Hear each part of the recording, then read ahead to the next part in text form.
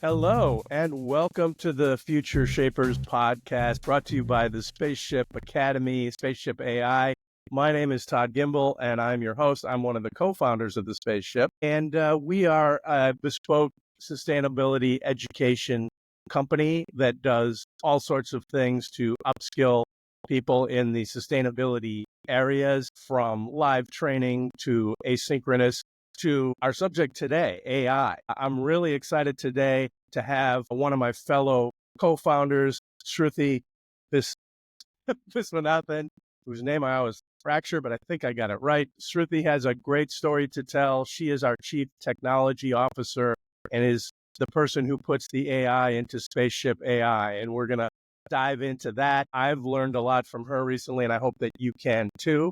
So, Sruthi, welcome to the podcast. Hey, Todd, thanks for having me. It's been on our list for a long time. Happy to be here and do this. It's great to have you. And I've told the crew here that I'm based in Los Angeles. We have a very global group at the Spaceship.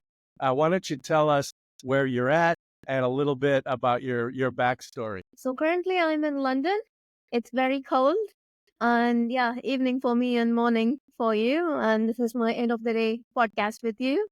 And my backstory is that I'm a computer science engineer who never stopped learning. So around 15 years ago or something, I started as a student studying computer science and engineering, like looking mostly at software solutions. And around 10 years ago, I did my first job, a summer internship in Jakarta in a startup working on that's helping other startups to innovate. So innovation was already there and working on what's useful for the people of Jakarta, people of Indonesia, like what are the new up and coming impact spaces and all that stuff. And I was an intern there, just like making websites for the startup. And that was very interesting because it was a turning point. I think otherwise I would have become a hardware engineer or like gone in a very different direction. And that summer of 2014 internship changed me to look into why are we creating all these software solutions? Where is the user? What's the use and what it's gonna lead to? And are we like improving life on land with these solutions and all that stuff? Which eventually led me to read this paper online called Designing Interactions and Not Interfaces by Professor Michel Baudouin-Lafont. He is with University Paris-Saclay now, and I was very fortunate enough to follow up my engineering with a master's in human-computer interaction in Paris with him, and that opened a different phase in my career with user experience and machine learning, and led to me working in a couple of startups in Paris, in Athens, and going back to work with Google in India. And then, I'm in this ML UX space for the last 5 years. And now, Wow. So let me finally, stop you for a minute because I spent a lot of my career in Southeast Asia, and you ended up going to Jakarta from India, where you were living, right? Tell me a little bit about how long were you in Jakarta? And it's a very interesting place. Does the work you did there, do you think it had an impact? I know you're an well, intern. yeah, I was an intern, but like the company still lives on and they're helping a lot of startups. So I think it had some impact. I was only there for 3 months, and the good things come from working with a bunch of designers and innovators. Like I, along with a bunch of developers, were just developing apps and websites. But we were Mm. placed, in this collaborative building where there are a lot of in Kebonjeruk, West Jakarta, with a lot of startups and innovators and brainstorming stuff and designers going around. So that was what inspired me to take a turn in a different direction. Very cool. Because what really has been interesting to me to learn is that whether you're in New York, Los Angeles, Paris, London, but even in developing countries like Indonesia and Vietnam and other places, there's a lot of this stuff going on. There are a lot of innovators in every country. In order, I think, to become kind of conversant in how to become an innovator like you are, it's really great to have experienced different not only different roles and different jobs, but different living in different places, which is pretty cool. If you look at where your kind of itinerary of places where you've lived, that's very cool. So you're in Yeah, Paris. I interrupted you. You're in Paris. You were doing some work there. Tell me what yeah. happened next. I think Paris was the third country. France was the third country I was living in, and then after, like, how I ended up in the UK, like, finally, was that 2 years ago I moved to work with a mental health startup in called Limbic. So I moved here, and then quickly after I started my PhD in Oxford on human algorithmic interactions. So that's how the London chapter started, and so far it's going great now that I've like landed in the spaceship. So tell me how did you kind of got on your mind that when you saw that there was a room for a CTO at Spaceship and caused you to jump ship and join our ship? Yeah, I think there are a lot of aha moments. Most of them, the most important thing for me was developing Gen AI solutions for mental health and actually like making them accessible for people. Figuring out that 80% of the people can't just chat with a bot. Not everybody is like me, sitting in front of computer 10 hours a day. Normal people have normal jobs that is making the world work, and you can't just go and start chatting with a bot like you're chatting with your neighbor. So that's not the possibility. And the aha moment like came after was working with Committee for Children, a great nonprofit in the US who had a bunch of data and text messaging platform for new mothers and mentoring, like old mothers, mentors who mentor new mothers.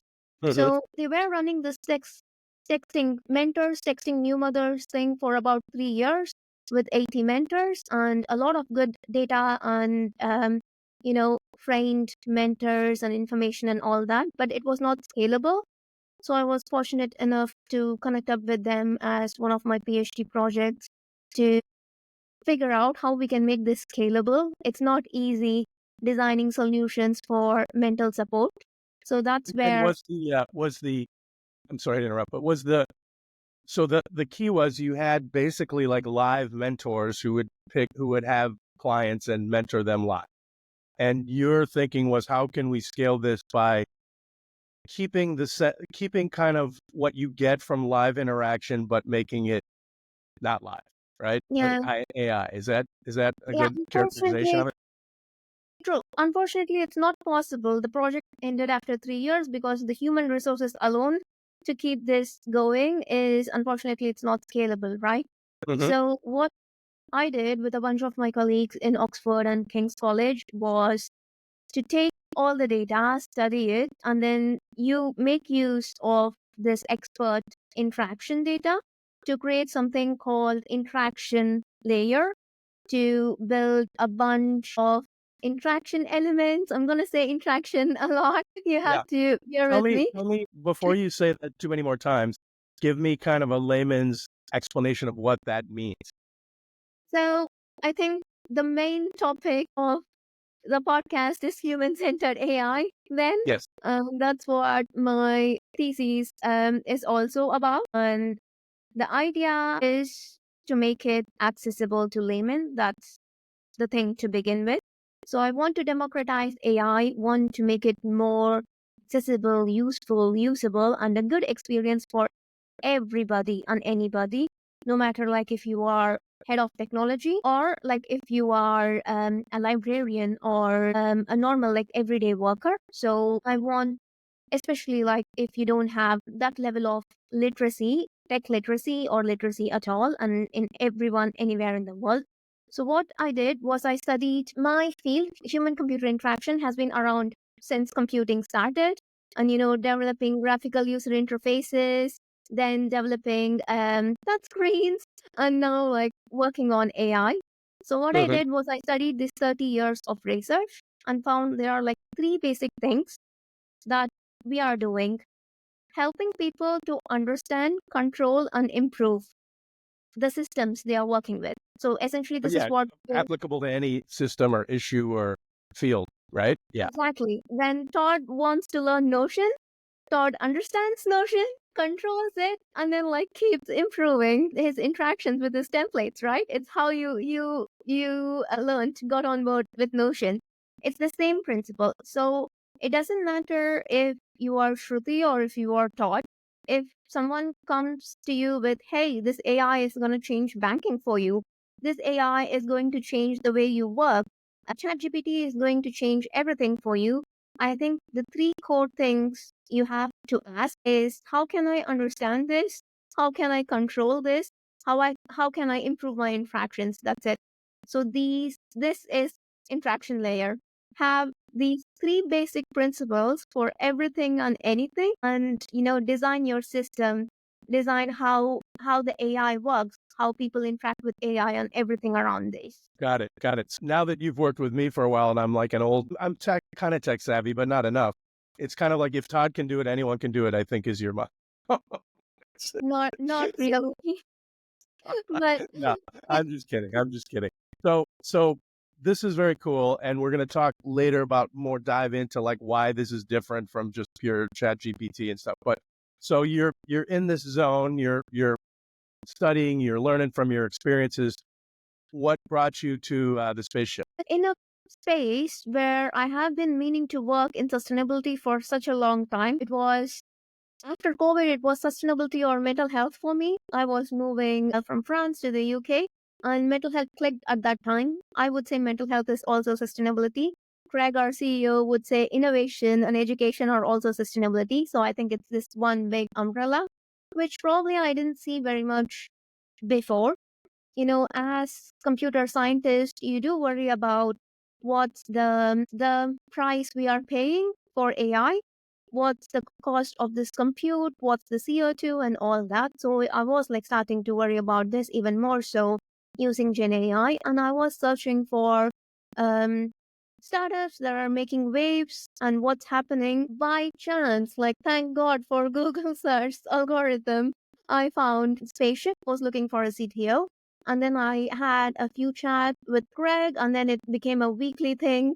And I eventually got on board, I think, in April after getting to know Greg for quite, and you guys for quite 2-3 months. And it kind of like shifted my thinking into personal recycling, you know, Mhm. personal worry about accounting CO2 emission, about like sustainability, towards thinking about sustainability as for every job. Right, right. Well, and first of all, we're so glad to have you and glad that you happened to catch us on Google that day because since you've been part of the spaceship, it's been game changing and it's caused us to kind of change our direction a little bit because of what you bring to the table and because of what you were just talking about, going from face to face training, which is still part of what we do, and asynchronous training, which is still part of what we do, to getting to where we can use this innovative AI that you're developing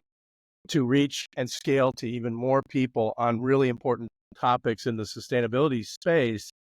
It's game changing. I mean, everyone's claiming to do stuff with AI now, but tell me a little bit about, so since you've been with us and since we've kind of gone to spaceship AI, where has that brought us? What have you developed and what are you developing? And we can talk a little bit about, I know, the planetary boundaries thing and some of the other stuff, the rovers that you're working on. So maybe walk us into like, since you joined us and changed our world for the better, so we can help change other people's world for the better. What's kind of been your journey there so far? Yeah, I think the beginning was looking at what you guys are doing. I had a really nice conversation with Val, our CFO, who is also going to be on the podcast soon, or has already Or been was informed. already? You- All right. So with Val, we were talking about why is it always like me and my friend? Like, we both are conscious about the environment. We both are like super literate about what we are using, consuming, providing, and all that. Why is it always me and my friend who already are very bought in on sustainability, talking about sustainability? What about like all these other 7 million people in the world? Like, what's happening? Why Mhm. are we like this? So, to not be like this, I saw the solutions you are having reaching out to bigger organizations and a large number of users. and bringing in sustainability 101 education from there to personalize for their job so that they can personalize for all their clients. This B2B to C thing was amazing. And I also like the ESG route you were taking, and the umbrella covered a lot of different things. And then I guess in many iterations, many meetings we had, like, you have done incredible job with Spaceship Fellows. We kind of like, because I come from a very human-centered AI background, and I was already worried with all my past projects that there's no domain expert, the need of domain expert and all that. I don't know if you want to take a moment to talk about the Spaceship Fellows, but I think it started there. Yeah, no, I think that's great. And I think we've mentioned it. These first episodes, we're talking to the co-founders of the spaceship. But now after Sruthi, we're going to move on and start talking to what we call spaceship fellows. And these are domain area experts in different areas across sustainability, from the very technical to the very esoteric and altruistic. We have 20 people so far. And you can go on our website, thespaceship.ai, and see the entire list and see their bios. And we're going to be talking to them soon. But to Sruthi's point, the beauty of that is, unlike other firms that kind of do everything in-house, we know that we don't want to build our model like big consulting firms. We want to build our model to be able to move in a lot of directions.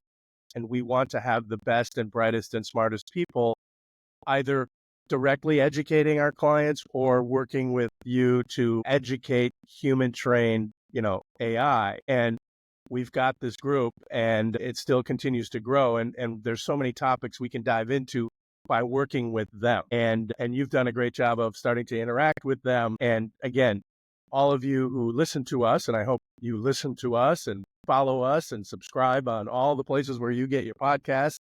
It's going to be a great ride when we start talking to these other folks about what they're doing and then how we're integrating that into what we're doing. So, long pitch there, but I'll slide it back to you, and maybe you can tell, like, how do you work with like domain experts to get something from just their knowledge in their head into machine learning, so that someone in Jakarta can ask a question to a rover and get an answer that is, it's correct, it's accurate, and it's on point to what they want to learn, as opposed to just something that general AI scoured the internet and didn't really do a weighting of what's true and what's false and what's real and what's last month and what's 10 years ago.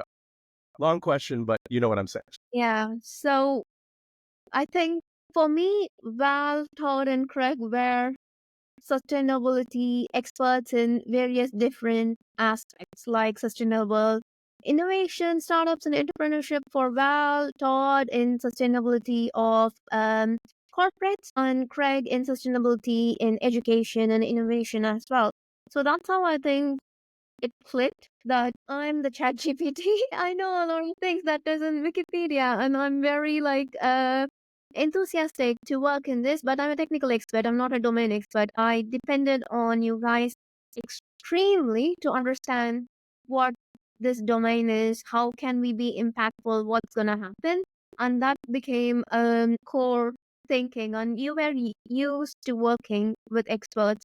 These experts are professors, these experts are authors, and they have like their own innovative firms, and they are like change makers. And you had access to them, and they were like your everyday co-workers. And for me, like, each of them could teach billions of people, and that's how it became like, okay, let's not make a general purpose AI, which is many today, and kind of like leverage on the general purpose AI to hone in on the experts and expertise. For example, like, we are working with Willie Legrand, professor who is sustainable hospitality expert.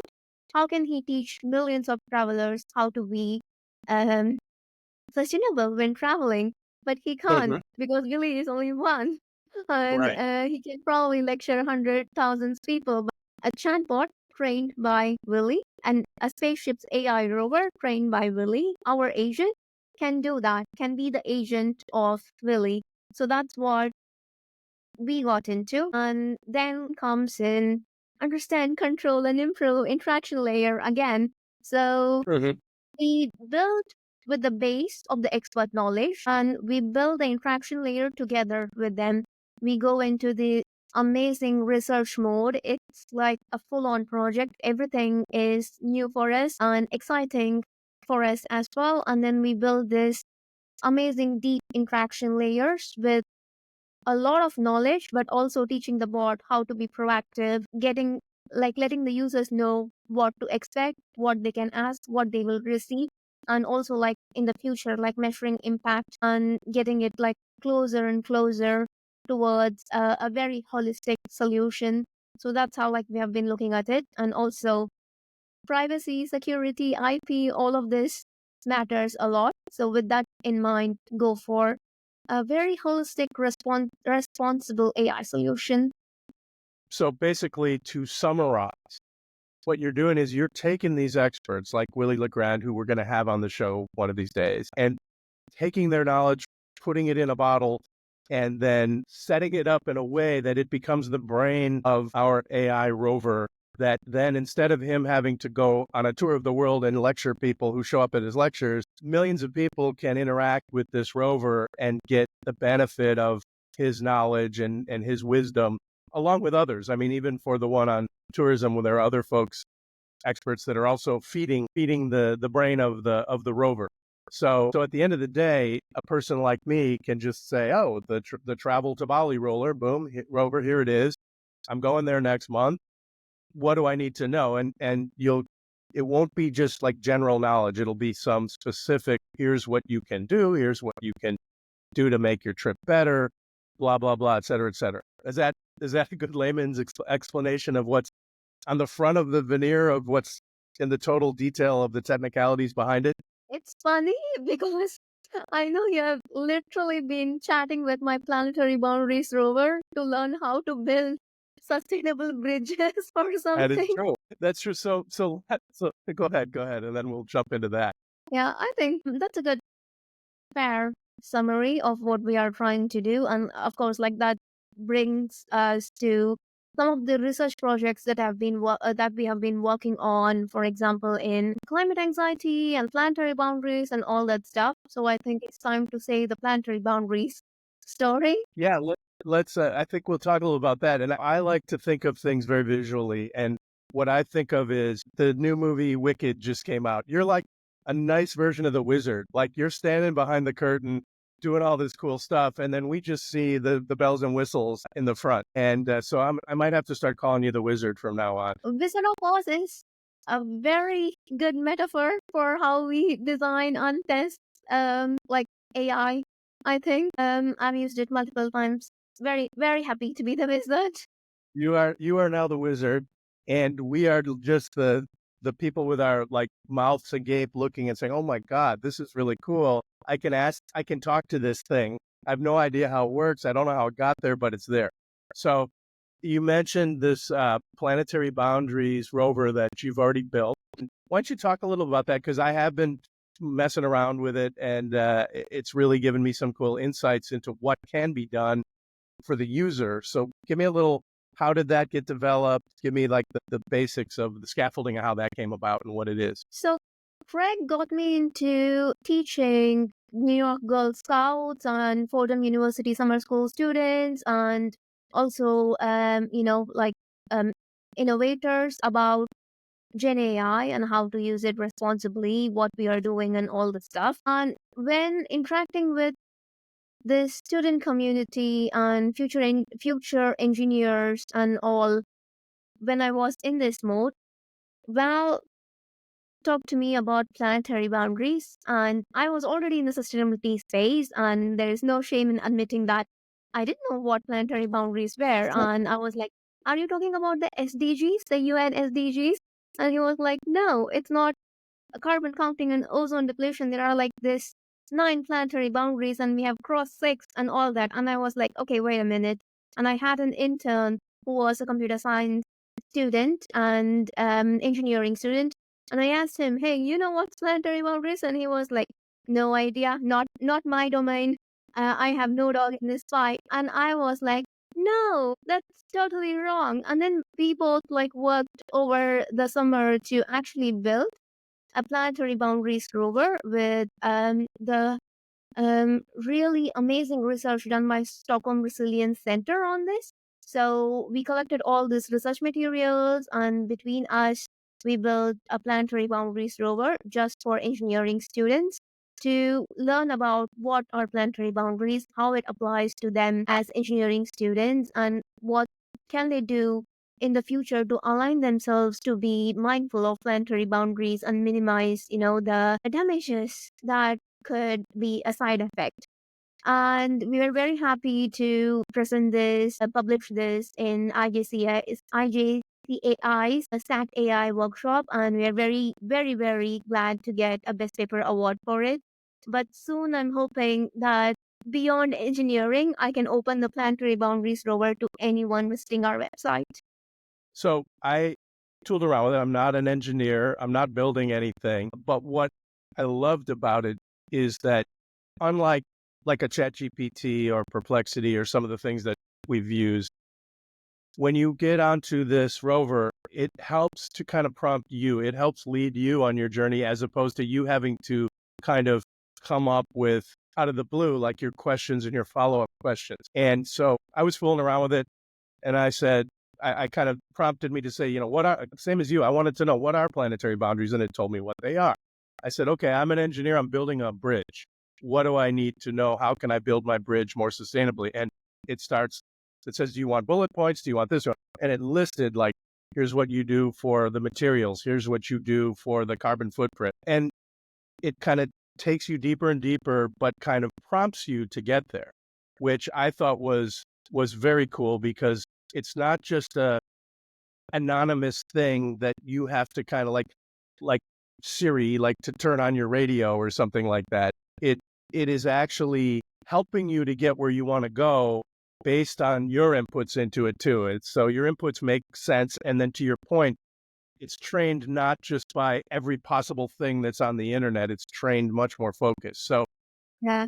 As we so tell say me in yeah, engineering, it's go ahead. I'm sorry. personalization, textualization, right? So that's what we did. We built a very deep interaction layer, and it was not easy because, like, we took all the resources. Fine, we have amazing resources. Put all Hmm. these resources in, and it trained a bot on it. Okay, it knows all the resources. Knows every detail. And then we actually did user research. Sang went and caught like 10 of his colleagues, the 10 engineering students, and asked them to try this bot. And he was like standing there watching how they were talking to it, like what's happening. And again, like 10 out of 10 of them didn't know anything about planetary boundaries. And around like 8 of them, if I remember correctly, which is huge for qualitative research, didn't still couldn't connect it with their domain. Okay, I know about planetary boundaries, but it's got nothing to do with me. So there was a lot of learnings from that initial research phase, which we then used to kind of like build this deep, deep, deep interaction layer, let them understand what it is, what it can do, let them control like the type of message they want, how they want to learn, what they want to learn, bullet point, or explain me in detail. Let's go deep for my domain, for my project and all that. Pull in a project from them, let them talk about a project or a hypothetical project, and then go deep into like dissolving that project into the different boundaries and say like what's reasonable, what's not, and in the end like come up with a planetary boundary statement that they can own for their project. So all of this is what the interaction layer is doing. Then like we saw the user experience raise 10 points on a 100-point scale, and it was amazing what we can do with very, I think, thoughtfully and effortfully built bots. So this was your proof of concept, really, that what you've been talking about here works. It's applicable. It's if you had 100,000 engineers on this thing, they could all get an output that's relevant to what they're wanting to get outputs. They're building a bridge, if they're building a building, if they're doing systems, this, that, it'll pivot. The rover will help them uniquely, as opposed to sitting in a lecture where someone talks generally about it to 100 people who maybe when they want to talk about their own project, they have to set up a meeting with the professor to get their own. Now they can have that professor meeting whenever they want 24 hours a day and it'll take them down the road the way they want to go, right? Exactly. Their personal planetary boundaries, professor or assistant in their pocket. And the beauty of this is once you show and have shown that it works for like planetary boundaries and engineers, that's now you can do this for anything, right? I mean, almost anything, the topics, the subject matters, the cohorts. So sustainable tourism, different like regulations that are coming down the road in sustainability. We could do a rover on that so that people could educate all of their stakeholders on what this means. And the stakeholders would get information out that's relevant to them. If they're a supplier, if they're a CEO, if they're a chief sustainability officer, they could use the same rover that we build or that you build and get outputs that are relevant to them and what they need versus someone sitting down the hall who can get some good outputs, but they're not looking for the same exact action steps. Does that make sense? Yeah, that makes sense. Obviously, I think it's a really good use of the power of generative AI to it's a sustainable use to kind of do the needful to get real quality data, do the needful to study user needs and how we can help them make the best use of it, and then design an interaction layer to make this happen and see people end to end, get things delivered and make it impactful. That's great. That's great. And so I wouldn't say early days, but it's middle days, right? And to your point that you made very early on in this conversation, in the old days, to get people into the whole idea of sustainability, it was like hand to hand, one person at a time, bring them on board, have a conversation, make them a believer, make them want to take action. But to scale it to the masses, which we need if we're going to have any hope of, changing the trajectory of planet, we need something more than just a bunch of people handing out leaflets. We need something that hundreds, thousands, millions can access, basically, and allow them to easily take action. Where, to your point of those engineering students before they did the rover, that I don't need this is irrelevant to me. And then afterwards, they all were like, wow, I kind of do need this, or this is super helpful to me. So tell me about a couple of the areas that maybe you're looking at next to develop these rovers. I think water and energy conservation are major. So those are definitely the next things that we have been discussing all day today on. And then I'm also very interested in climate anxiety, especially Mhm. for youth. I think it's a silent epidemic or pandemic raging right now.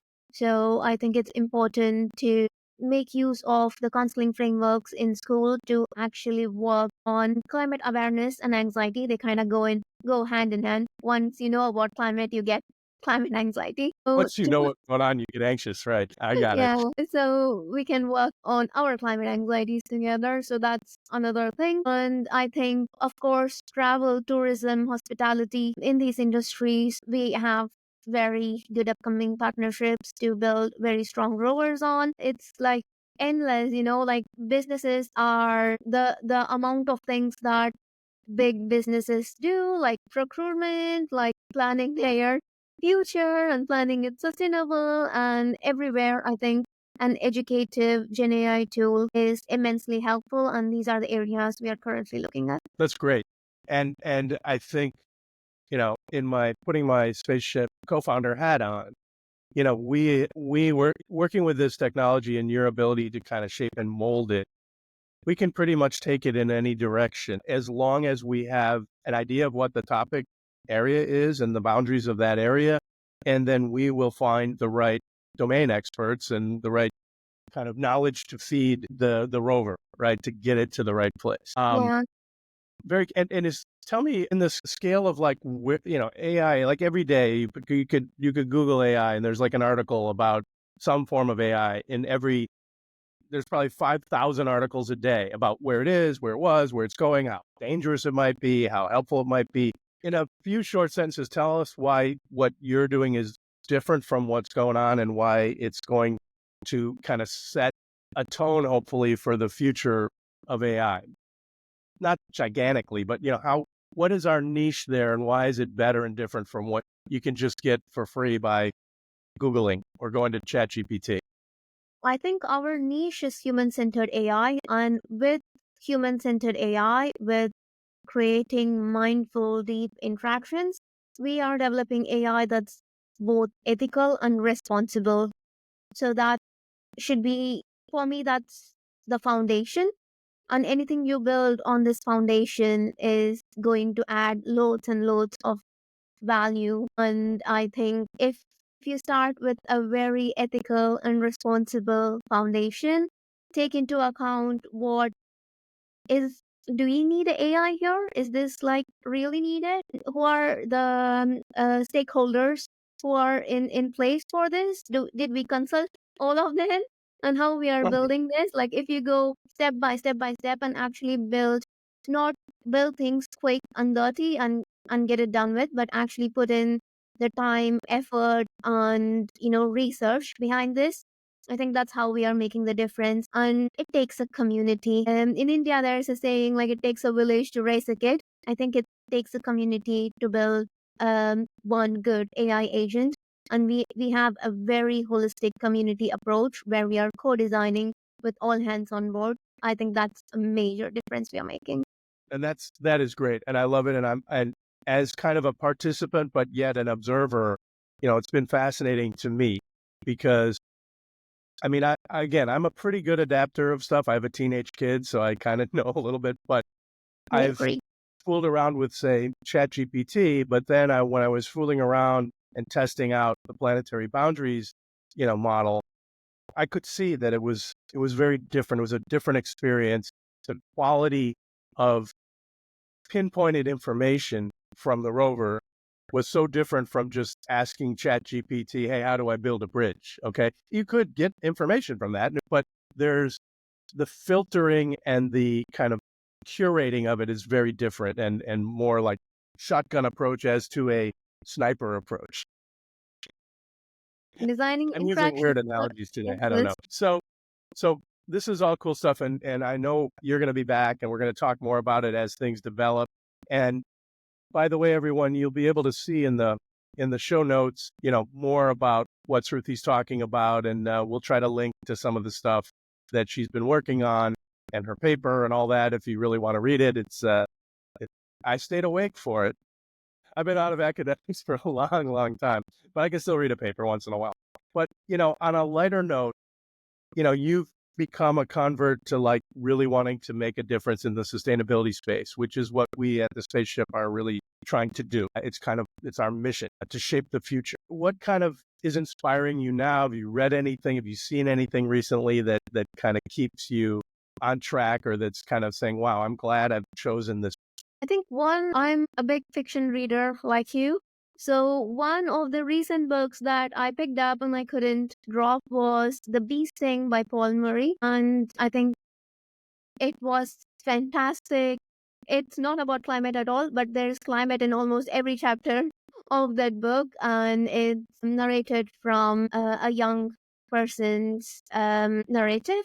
And I think it helped me to think a lot about the next generation. I know, like, you guys talk a lot about the future of your kids and grandkids and all that, but that book helped me think about the teenagers today and what can we do for them. And it's true that we are trying to change the culture of corporates to work towards sustainability in the next 10 years, but then in our 20 years, I don't know how much time we have, but then it's these kids who are going to be there and these kids who are already very aware or scared about climate. And it made me think a lot about them and their perspectives and all of that. I would totally recommend The Beasting. That's great. And you and I have talked about this. I'm much more of a fiction reader too. And I think when a lot of people poo-poo fiction, but reading a good story that's told from a good perspective and that's well researched, I think you can get as much, substantive information and kind of ideas and thoughts that you can from reading a very boring nonfiction. I'll take the fiction every time. So we'll put the bee sting. We'll plug that. I've definitely seen It's popped up on my feed. Sometimes I haven't read it yet. So now that's going to be next on my nightstand. Sruthi, we're coming up on about 45 minutes. It's been a great conversation. It's the beginning of many conversations. It's wonderful to have you on the Spaceship team. The stuff you're doing is awesome. I'm in awe of it because it's stuff that I couldn't do if I turned the clock back 30 years and decided to try to do it. Having you with us, the innovation, the technology is fascinating. We look forward to more conversations with you and others moving forward. So thanks for being here. Thanks, Todd. It's always a pleasure. And this is the Future Shapers podcast brought to you by the Spaceship.ai. Look us up, follow us. We got a YouTube channel. We're going to be on the Spaceship website and on all the places where you get your podcast. Like us, follow us. Please reach out to us if you have any requests, if you have any questions. We would love to talk to you. So today, signing off, Sruthi, have a lovely evening in London, and I'm going to start my day here in LA, rejuvenated from your words. Okay, Todd. See you soon. Bye.